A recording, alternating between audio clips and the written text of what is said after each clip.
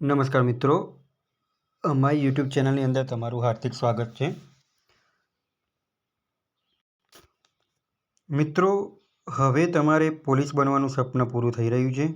જે મિત્રો પોલીસની તૈયારી કરે છે એવા મિત્રો માટે એક સારા અને શુભ સમાચાર છે કે ગુજરાત પોલીસે જાહેરાત બહાર પાડેલી છે, જેની અંદર તમારે આ ભરતી ભરવા માટે તમારી મિનિમમ લાયકાત શું જોઈએ, આ ભરતી ભરવા માટે તમારી એપ્લિકેશન ફી શું હશે, આ ભરતીની પ્રક્રિયા કેવી રીતે હશે, આ ભરતીની એક્ઝામ પેટર્ન કેવી રીતના હશે, કુલ થઈને કેટલી જગ્યાઓ છે આ ભરતીની અંદર, અને આ ભરતી ભરવા માટે તમારે ફોર્મ કેવી રીતના ભરવું એ તમે આ વિડીયોના માધ્યમ દ્વારા જોઈ શકશો.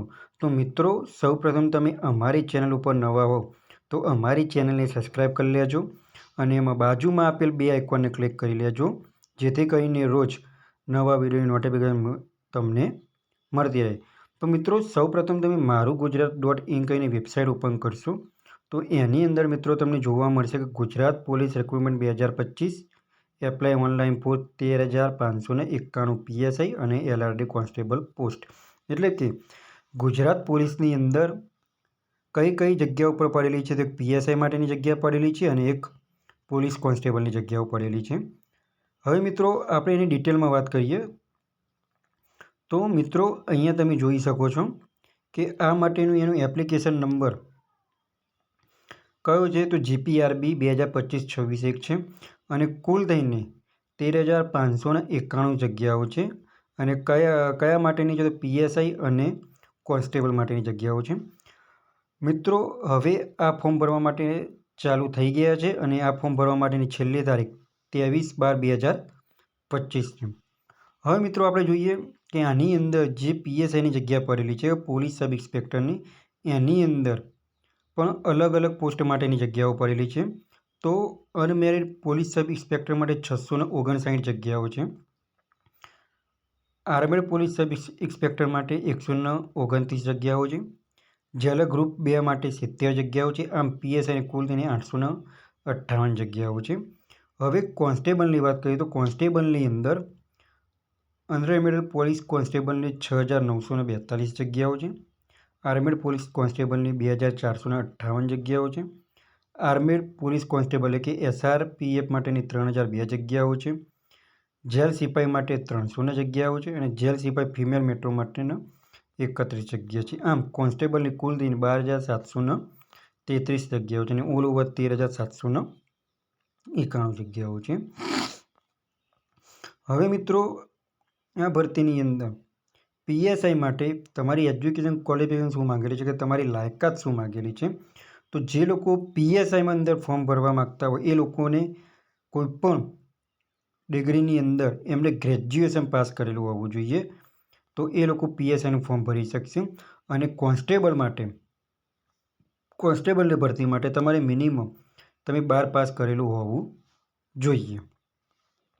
હવે મિત્રો, એપ્લાય કેવી રીતના કરવું એ પહેલાં તમારે બીજી કોઈ વધારાની માહિતી જોઈતી હોય તો આપણે વિડીયોના ડિસ્ક્રિપ્શનમાં નોટિફિકેશન આપેલી છે અને આપણે વિડીયોના માધ્યમ દ્વારા પણ જોઈ શકશું કે નોટિફિકેશનની અંદર શું આપેલું છે. તો મિત્રો, અહીંયા તમે નોટિફિકેશન પર ક્લિક કરશો તો એની નોટિફિકેશન ઓપન થશે. તો મિત્રો, અહીંયા નોટિફિકેશન ઓપન કરી છે, જેની અંદર તમે જોઈ શકો છો કે આની અંદર કાસ્ટ વાઇઝ પણ જગ્યાઓ આપેલી છે કે જે પોલીસ સબ ઇન્સ્પેક્ટરની કુલ 659 જગ્યાઓ છે. એની અંદર બિન અનામતની 274 જગ્યાઓ છે. EWS કેટેગરીની 65 જગ્યાઓ છે. સામાન્ય શૈક્ષણિક પછાત વર્ગ માટે 177 જગ્યાઓ છે. અનુસૂચિત જાતિ માટે 45 જગ્યાઓ છે. અનુસૂચિત જનજાતિ માટે 98 જગ્યાઓ છે. અને મહિલાઓ માટે બિન અનામતની 91 જગ્યાઓ છે. EWS કેટેગરીવાળા માટે 21 જગ્યાઓ છે. સામાજિક શૈક્ષણિક પછાત વર્ગ માટે 58 જગ્યાઓ છે. અનુસૂચિત જાતિ માટે 15 જગ્યાઓ છે. અનુસૂચિત જનજાતિ માટે 32 જગ્યાઓ છે. આમ કુલ તેને 659 જગ્યાઓ છે. એવી જ રીતે મિત્રો, અહીંયા તમને પોસ્ટ વાઇઝ અલગ અલગ કાસ્ટની જગ્યા પણ અહીંયા દર્શાવેલી છે, જે કુલ તેને 13,591 જગ્યાઓ છે.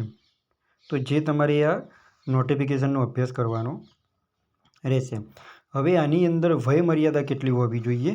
તો વય મર્યાદા તમારે જે લોકો જનરલ કેટેગરીમાં આવે છે એ લોકોને તારીખ 23/12/1990 અથવા તો ત્યારબાદ જન્મેલ જ આ લોકો ભરી શકશે. એટલે કે તમારે એની મિનિમમ ઉંમર 18થી 33 વર્ષ સુધીની હોવી જોઈએ. અને શૈક્ષણિક લાયકાત શું માગેલી કે તમારી લાયકાત શું માગેલી? તો પીએસઆઈની લાયકાત તમે મિનિમમ કોઈપણ ડિગ્રીની અંદર ગ્રેજ્યુએશન પાસ આઉટ કરેલું હોવું જોઈએ. અને પોલીસ કોન્સ્ટેબલની અંદર તમે 12 પાસ કરેલું હોવું જોઈએ. અને વય મર્યાદાની અંદર જે લોકો એસટી કેટેગરીની અંદર આવે છે તેવા લોકો માટે સરકારના નીતિ નિયમ મુજબ 5 કે 10 વર્ષથી છૂટછાટ અહીંયા આપેલું છે. આ માટે બીજી તમારે કોમ્પ્યુટરનું જ્ઞાન પણ તમે બેઝિક ધરાવતા હોવા જોઈએ. જો તો એ જ રીતે તમે નોટિફિકેશનનો અભ્યાસ કરશો તો તમને બધી જ માહિતી મળી રહેશે. અને જે ફિઝિકલ ટેસ્ટ લેવાય પ્રાથમિક એની અંદર પુરુષો માટે ઊંચાઈ 162 સેન્ટીમીટર છે. છાતી જે ફૂલાવ્યા વગરની છે એ 79 છે અને ફૂલાવેલી 84 હોવી જોઈએ. અને જે લોકો અનુસૂચિત જનજાતિના ઉમેદવારો સિવાયના છે તેવા તમામ માટે ઊંચાઈ 165 સેન્ટીમીટર હોવી જોઈએ. છાતી ફૂલાવ્યા વગરની 79 સેન્ટીમીટર હોવી જોઈએ અને ફૂલાવેલી 84 સેન્ટીમીટર હોવી જોઈએ. એવી જ રીતે મહિલાઓને ઊંચાઈ જે લોકો અનુસૂચિત જનજાતિમાં આવે છે તેવા લોકો માટે 150 સેન્ટીમીટર છે અને અનુસૂચિત જનજાતિ ઉમેદવાર સિવાયના 155 સેન્ટીમીટર. એ જ રીતે તમારે માહિતી જો જોઈતી હોય અહીંયા તમે નોટિફિકેશન ઓપન કરી શકશો અને એની અંદર તમને દરેક માહિતી અહીંયા આપેલી છે કે પરીક્ષા ફી કેટલી છે. તો પરીક્ષા ફી પીએસઆઈની 100 રૂપિયા છે, કોન્સ્ટેબલની 100 રૂપિયા છે અને પીએસઆઈ અને કોન્સ્ટેબલ તમારે બંને પણ ભરવું હોય તે 200 રૂપિયા છે. અહીંયા જેમ તમે નોટિફિકેશનનો સ્ક્રોલ કરશો એમ તમને વધારાની માહિતી પણ મળી શકશે. જે ફિઝિકલની અંદર પુરુષો માટે 5000 મીટર દોડવાનું છે જે 25 મિનિટમાં દોડ પૂરી કરવાની છે અને મહિલાઓને 1600 મીટર દોડવાનું છે જે 9 મિનિટ અને 30 સેકન્ડની અંદર પૂર્ણ કરવાનું છે.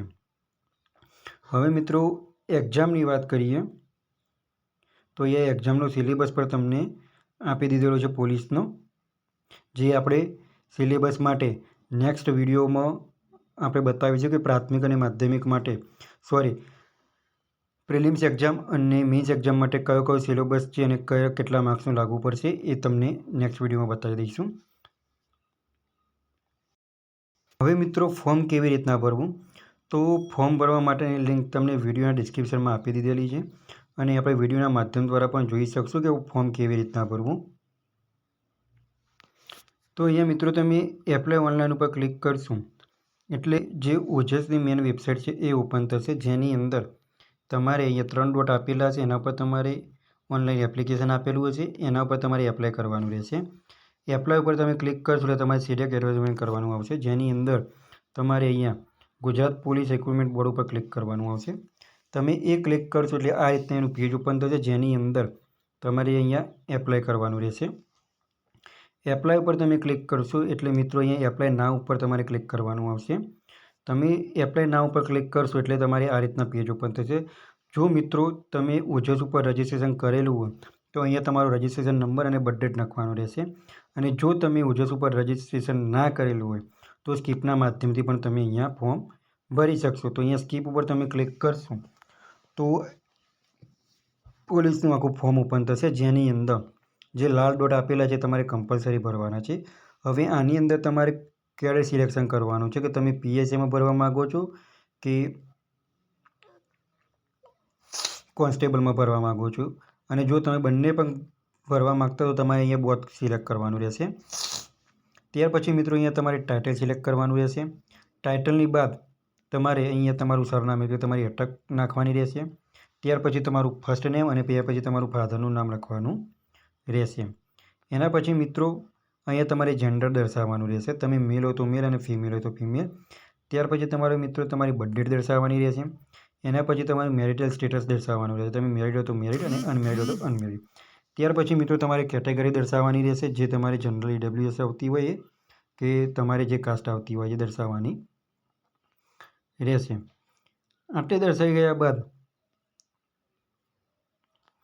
તમારે નીચે તમારું કાસ્ટ સર્ટિફિકેટ નંબર લખવાનો રહેશે. ત્યાર પછી તમારે કાસ્ટ સર્ટિફિકેટ તારીખ લખવાની રહેશે. તમને કોણે પ્રમાણપત્ર આપેલું છે એ દર્શાવવાનું રહેશે.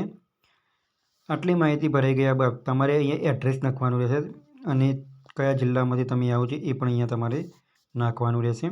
અહીંયા તમે જિલ્લો સિલેક્ટ કરશો એટલે ત્યાર પછી તમારે તાલુકાનું નામ અને પિનકોડ નંબર નાખવાનો આવશે. એ જ સેમ ટુ સેમ એડ્રેસ તમારે તમારે નાખવાનું રહેશે. ત્યાર પછી મિત્રો તમારે અહીંયા મોબાઈલ નંબર નાખવાનો રહેશે અને ઈમેલ આઈડી નાખવાનો રહેશે. જે મોબાઈલ નંબર તમારે ચાલુ હોવો જોઈએ કે જેના ઉપર તમારો એપ્લિકેશન નંબર આવશે. ત્યાર પછી મિત્રો તમારે એક આઈડી પ્રૂફ આપવાનું રહેશે સિલેક્શન, જેની અંદર તમારા જોડે આધાર કાર્ડ હોય તો આધાર કાર્ડ, વોટર આઈડી કાર્ડ હોય તો voter ID card, driving licence હોય તો ડ્રાઇવિંગ લાઇસન્સ, પાન કાર્ડ હોય તો પાન કાર્ડ, જે હોય એ તમારે અહીંયા દર્શાવવાનું રહેશે અને એનો નંબર અહીંયા તમારે નાખવાનો રહેશે. ત્યાર પછી મિત્રો જો તમે રમતગમતમાં ગુણ ધરાવતા હો તો તમારે યસ ઉપર ક્લિક કરવાનું રહેશે અને ના ધરાવતા તો નો ઉપર ક્લિક કરવાનું રહેશે. એના પછી મિત્રો તમારે લેંગ્વેજ સિલેક્ટ કરવાની આવશે, ઇંગ્લિશ, હિન્દી અને ગુજરાતી, જે તમે બોલી શકો છો, વાંચી શકો છો અને સમજી શકો છો. એના પછી મિત્રો અહીંયા તમારે 12માની ડિટેલ નાખવાની રહેશે, HSCની ધોરણ 12ની. અહીંયા તમારે એના ટકા નાખવાના રહેશે. ત્યાર પછી તમારે ક્લાસ નાખવાનો રહેશે. એના પછી તમારે બોર્ડ નાખવાનું રહેશે. તમે કયા વર્ષની અંદર પાસ આઉટ કર્યું છે એ પણ નાખવાનું રહેશે અને તમારો 12માનો સેટ નંબર નાખવાનો રહેશે.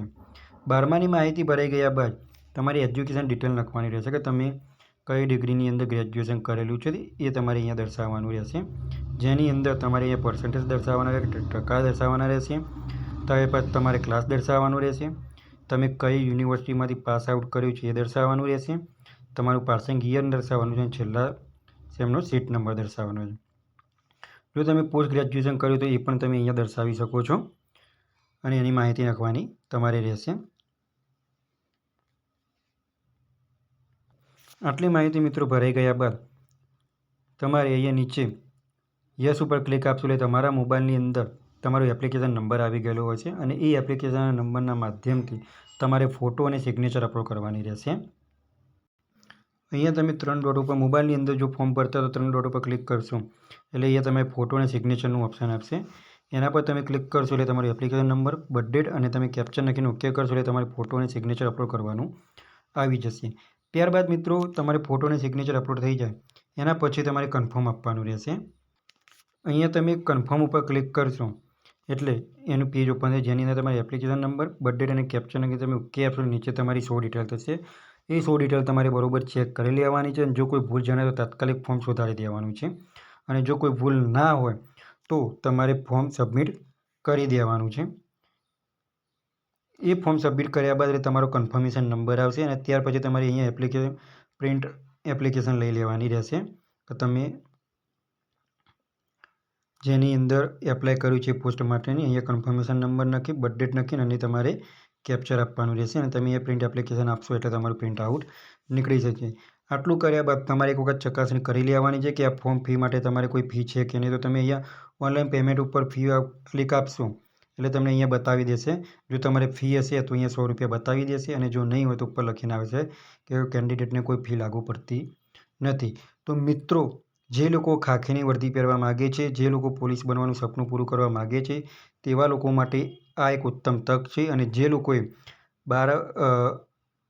ધોરણ 12 પાસ આઉટ કરેલું છે અને ગ્રેજ્યુએશન પાસ આઉટ કરેલું છે તેવા મિત્રોને ખાસ આ વિડીયો આગળ શેર કરો જેથી કરીને એ લોકોને કામમાં આવે. અને રોજ ગવર્મેન્ટ જોબને લગતા વિડીયો અને ટેકનિકલના વિડીયો જોવા માટે અમારી ચેનલને સબસ્ક્રાઈબ કરતા રહો. જો મિત્રો તમને આ વિડીયો ગમ્યો હોય તો લાઇક કરજો, શેર કરજો અને સબસ્ક્રાઈબ કરજો. Thanks for watching the video.